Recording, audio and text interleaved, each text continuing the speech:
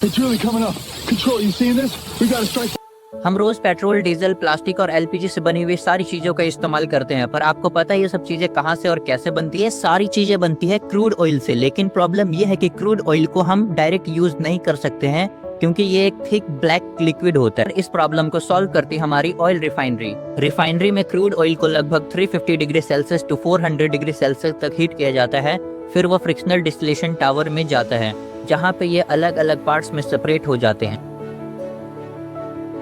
Crude oil का मतलब ये होता है कि जो सीधा जमीन के अंदर से या सी बेड से निकाला जाता है। डिस्टिलेशन टावर में रिफाइनिंग के इस प्रोसेस में क्रूड ऑयल को गर्म करने के बाद वो वेपर बन के सबसे ऊपर जाता है और ऊपर जाते जाती है कंडेंस हो जाती है।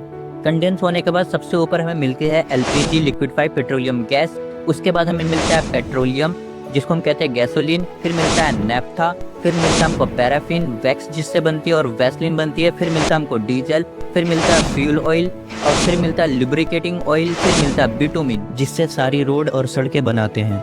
मतलब एक ही क्रूड ऑयल के अंदर पूरी मॉडर्न दुनिया चल रही है। अगर ये क्रूड ऑयल बंद हो गया तो आप अभी जो प्रॉब्लम हो रही है वो देख ही रहे हो।